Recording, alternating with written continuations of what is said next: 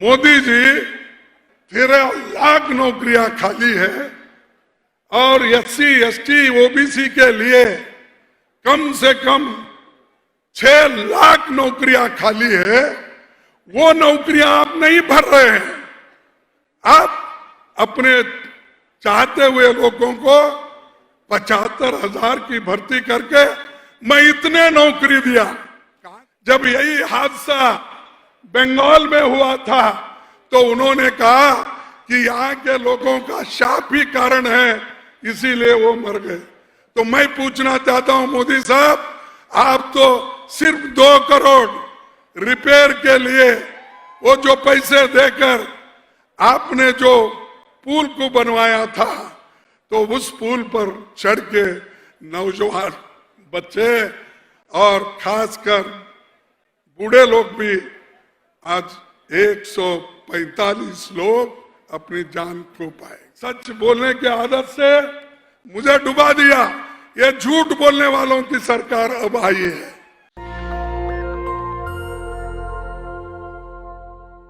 यहां पर पधारे हुए मेरे सभी भाई बहनों को मेरा सलाम और भारत जोड़ो जो राहुल जी का कार्यक्रम है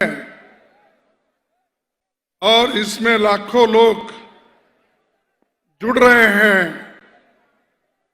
और इस कार्यक्रम का उद्घाटन करने का मुझे काम सौंपा गया है, तो मैं इस कार्यक्रम का हैदराबाद में बड़े संतोष के साथ इस कार्यक्रम का उद्घाटन करता हूं।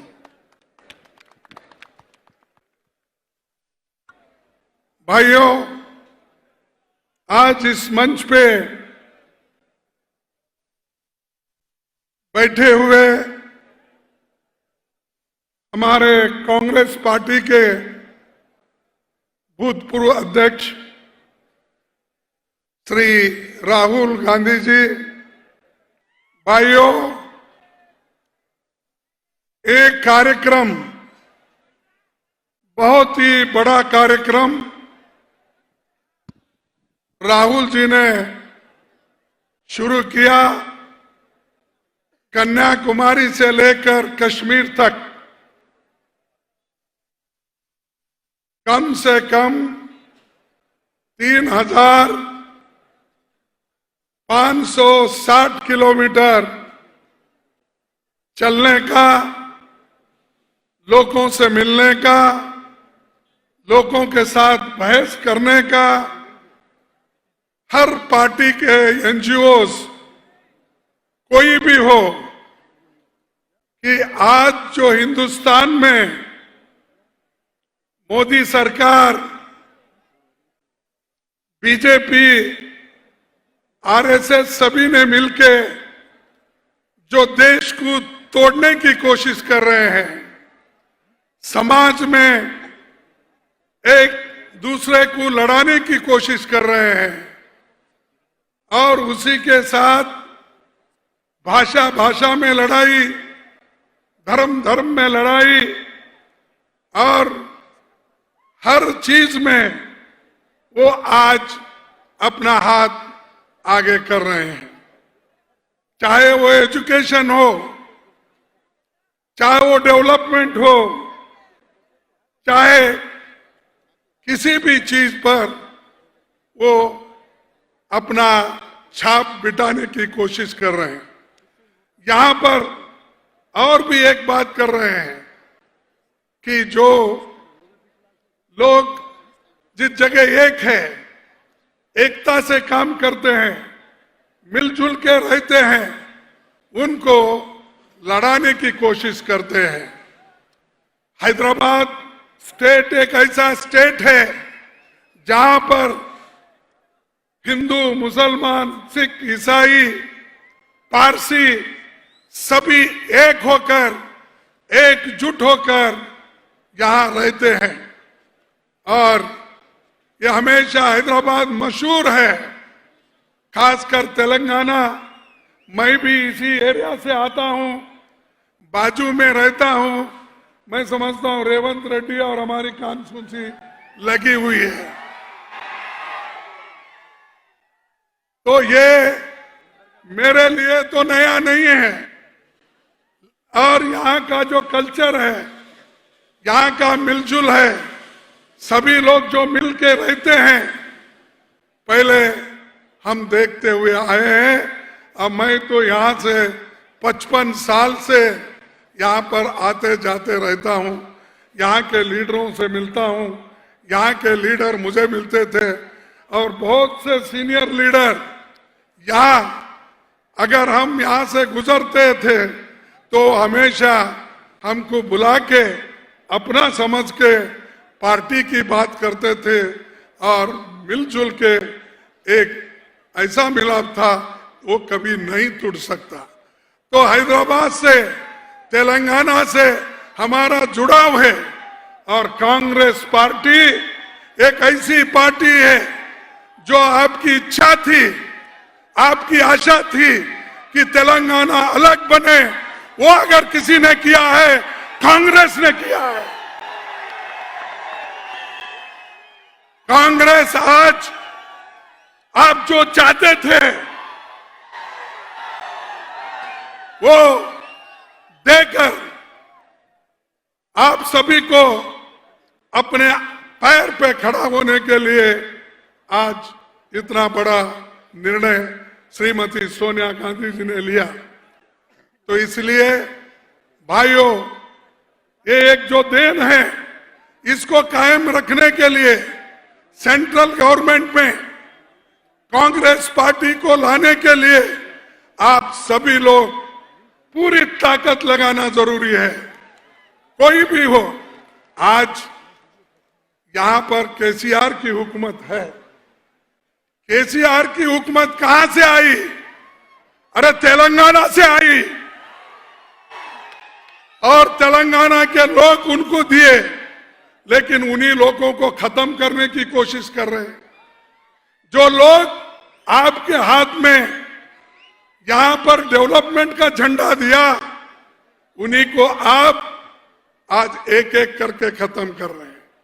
किसी का लैंड छीन रहे हो, किसी को जबरदस्ती केस डाल रहे हो, किसी को दबाने की कोशिश कर रहे हो। तो मैं यही समझता हूं कि केसीआर में और मोदी में कोई फर्क नहीं है, दोनों एक ही है। क्योंकि हमारे कई बिल जो हम पार्लियामेंट में लाए थे, जरा चुप बैठिए, सुनो, उसके बाद फिर कूदेंगे चुनाव में। भाइयों, आप ये मत समझो कि आज जो केसीआर हर स्टेट जाकर मिल रहे हैं, किसी को गला लगा रहे हैं, किसी को शाल डाल रहे हैं, यहां से लेकर कलकत्ता गए, कलकत्ता से पंजाब गए, पंजाब से फिर तमिलनाडु गए, बेंगलुरु, सब जगह जा रहे हैं। क्यों भाई? पहले तो तुम अपना घर संभालो और जो पार्टी कन्याकुमारी से कश्मीर तक जिंदा है, लड़ने के तैयार है, उसको आप कमजोर कर रहे हो। तो मैं पूछना चाहता हूं, अगर आप बीजेपी के उसूल के खिलाफ हैं, तो आप क्यों उनके कानून को पार्लियामेंट में सपोर्ट किया? जो 3 काले कानून आए थे, इन्होंने सपोर्ट किया और ट्रिपल तलाक बिल को इन्होंने सपोर्ट किया। इतने मैं चीजें बताऊंगा। जब कभी भी हम लड़ते थे, मैं लीडर ऑफ कांग्रेस पार्टी का या लोकसभा में था, तो हम हर बिल को जब अपोज करते तो ये लोग उनसे मिलते थे, आज भी मिलते हैं। फिर दूसरी तरफ ये कहते हैं कि हम देश में जो है नॉन बीजेपी सरकार लाना चाहते हैं। अगर नॉन बीजेपी सरकार कोई लाएंगे, वो राहुल गांधी के नेतृत्व में, कांग्रेस के नेतृत्व में हम लाएंगे। हम लाएंगे, या हमारे पास उतनी ताकत है। तो आपको मैं एक ही बात कहता हूं, ये जो केंद्र की भी सरकार है, ये बड़ी अजब सरकार है। मोदी का तो रोज देखते हैं, कभी वो टोपी पहनते हैं क्या, कभी रुमाल पहनते हैं, हर वेश में वो आते हैं, जैसा देश वैसा वेश वो करके चले जाते हैं। और मुझे ये महसूस हो रहा है कि आप सबको भी मैं अवगत कराना चाहता हूं कि इस देश में सरकारी नौकरियां 13 लाख नौकरियां खाली है। 13 लाख, वो रेलवे के हो, डिफेंस के हो, सिविल सर्वेंट्स के हो, 13 लाख वैकेंसीज है। और परसों मोदी जी 75,000 नौकरियां की सर्टिफिकेट बांट रहे हैं। अरे जिस जगह 13 लाख नौकरियां खाली है और SC, ST, OBC के लिए कम से कम 6 लाख नौकरियां खाली है, वो नौकरियां आप नहीं भर रहे हैं। आप अपने चाहते हुए लोगों को 75,000 की भर्ती करके मैं इतने नौकरी दिया, कहां से दिए भाई? ये तो सरकारी नौकरी है, वो भी 13 लाख है। 13 लाख में सिर्फ आप दे रहे हैं एक 75,000, बाकी के ये तो एक अलग बात, ये तो रूटीन कोर्स है, हमेशा भरते आते हैं, ये कोई बड़ी बात नहीं है। मैं पूछता हूं, आप जब सत्ता ने आने से पहले ये वायदा किए थे, हर साल मैं 2 करोड़ नौकरियां दूंगा। अब 8 साल हो गए, 16 करोड़ नौकरी। वो 16 करोड़ नौकरी कहां है, उसका हिसाब दो। और ये तो सरकारी नौकरियां हैं, आपके 2 करोड़ नौकरियां कहां है? स्किल डेवलपमेंट, स्टार्टअप, इसके कहां है?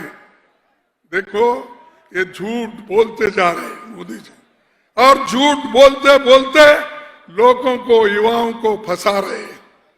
कितने दिन आप झूठ बोलेंगे?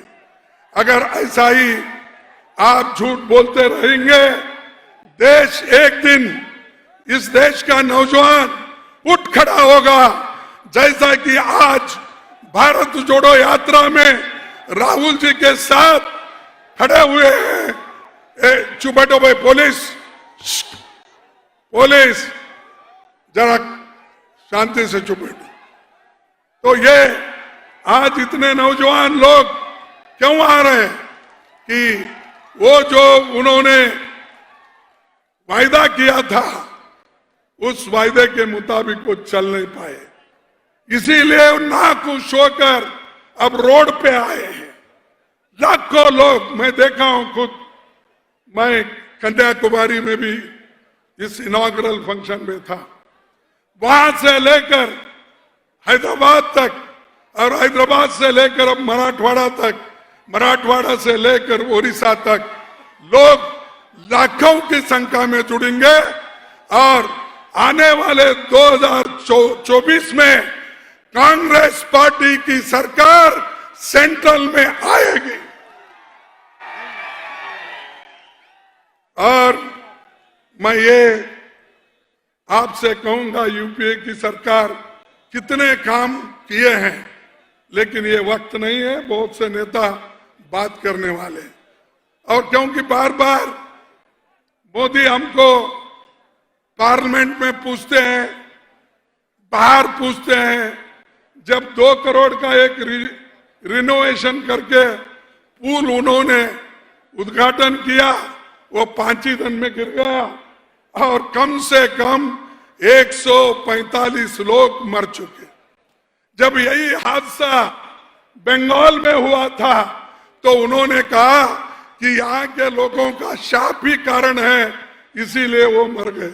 तो मैं पूछना चाहता हूं मोदी साहब, आप तो सिर्फ 2 करोड़ रिपेयर के लिए वो जो पैसे देकर आपने जो पुल को बनवाया था, तो उस पुल पर चढ़ के नौजवान बच्चे और खासकर बूढ़े लोग भी आज 145 लोग अपनी जान खो पाएंगे। तो ये मोदी झूठ बोलते हैं, और झूठ का अगर आप सपोर्ट करते जाएंगे, एक दिन देश को तबाह और तंग कर देगा। तो इसलिए दोस्तों, हमारे काम क्या है ये आपके सामने है। वो हमेशा बोलते थे 70 साल में तुमने क्या किया। मैं पार्लियामेंट में उनको बार बार कहता था, अगर 70 साल में हमने कुछ नहीं किया होता, मोदी जी आप प्रधानमंत्री इस देश के नहीं बन सकते थे। आप जो प्रधानमंत्री बने, पंडित जवाहरलाल नेहरू जी इस देश में डेमोक्रेसी को टिकाया, उसका जो बुनियाद है नीचे डाल दिए थे। तो आप वो डेमोक्रेसी को टिकाने का काम हम लोगों ने किया और उसका फायदा आपको मिला। संविधान, इस देश का संविधान डॉक्टर बाबा साहब अंबेडकर, पंडित जवाहरलाल नेहरू, वल्लभ भाई पटेल जी, महात्मा गांधी जी, सभी ने मिलकर यह कहा कि अंबेडकर जी इस संविधान को आप बनाइए। संविधान उन्होंने बनाया, और उस संविधान की रक्षा करने का काम किसने किया? कांग्रेस पार्टी ने किया।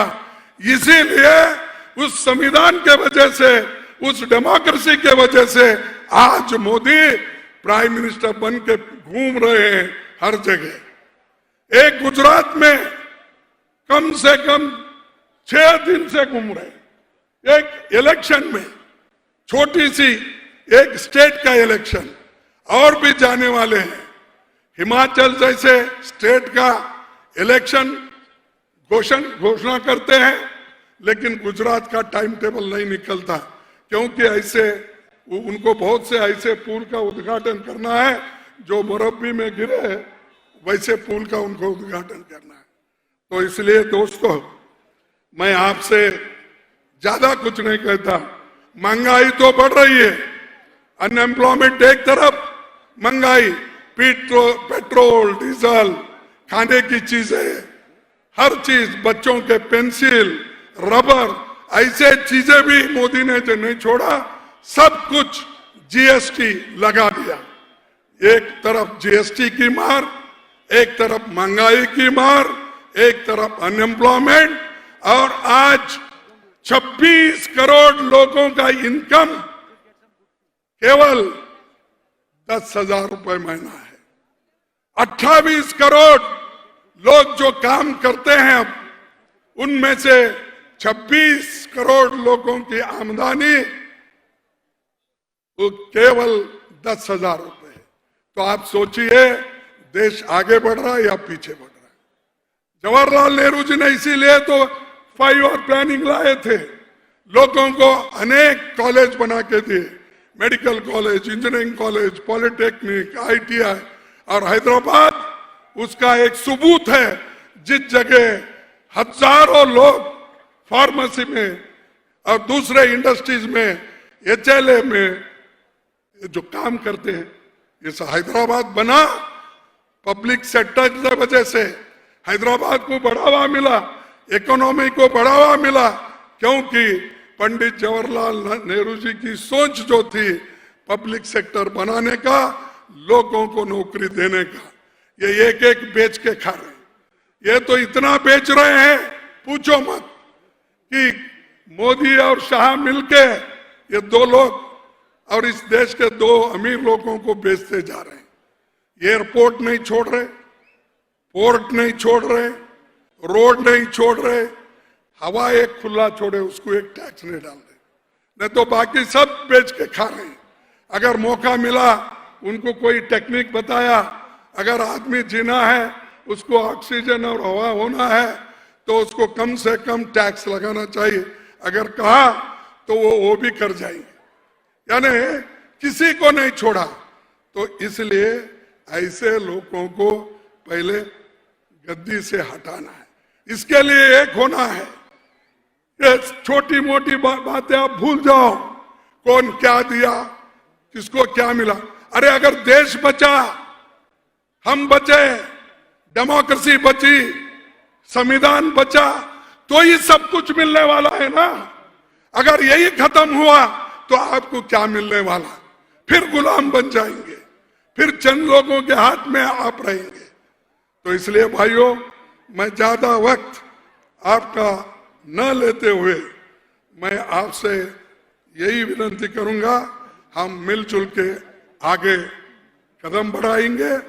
और आखिरी एक बात मैं कहता हूं, वक्त को बदलना सीखो, वक्त को बदलना सीखो, मजबूरियों को मत कोसो, मजबूरियों को मत कोसो, वक्त को बदलना सीखो और हर हाल में राहुल जी के साथ चलना सीखो।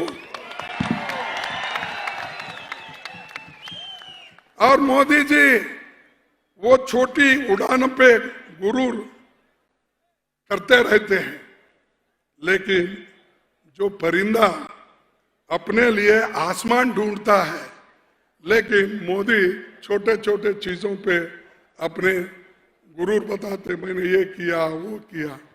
तो इसलिए दोस्तों, इसको और मैं आगे न बढ़ाते हुआ इतना ही कहूंगा, हम थोड़ा फंस गए, क्योंकि हम सच बोलने वाले लोग जो कुछ करते हैं वो सच बोलते गए, गरीबों के लिए करते गए।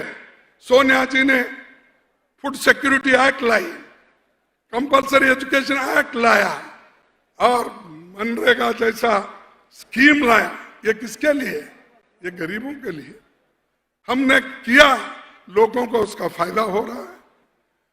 और ये सच है, लेकिन आज लोग झूठ बहुत बोलते हैं। उसीलिए झूठ बोलकर तो मैं भी दरिया पार कर जाता, झूठ बोलकर तो मैं भी दरिया पार कर जाता। डूबो दिया मुझे सच बोलने की आदत से, सच बोलने की आदत से मुझे डुबा दिया। ये झूठ बोलने वालों की सरकार अब आई है। तो इसलिए दोस्तों, आप सच के साथ रहो, जो काम करते हैं उनके साथ रहो, जो लड़ते हैं उनके साथ रहो, डरो मत। सरकार कुछ भी रहने दो, करने दो, लेकिन कांग्रेस पार्टी हमेशा गरीबों के साथ, नौजवानों के साथ, किसानों के साथ, SC/ST के साथ, OBC के साथ, पिछड़े हुए दबे हुए लोगों के साथ हमेशा रही है, रहेगी और युवाओं को भी हमेशा साथ देगी।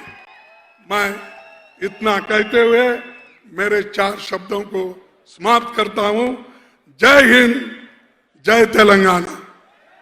नेशनल दस्तक की आपसे गुजारिश है कि अगर इसको बचाना चाहते हैं तो नेशनल दस्तक को सब्सक्राइब करने के लिए रेड कलर के सब्सक्राइब बटन को दबाएं, फिर बेल आइकन की घंटी दबाएं। नेशनल दस्तक को बचाने के लिए बहुत जरूरी है कि हर खबर को शेयर करें, लाइक करें, कमेंट जरूर करें।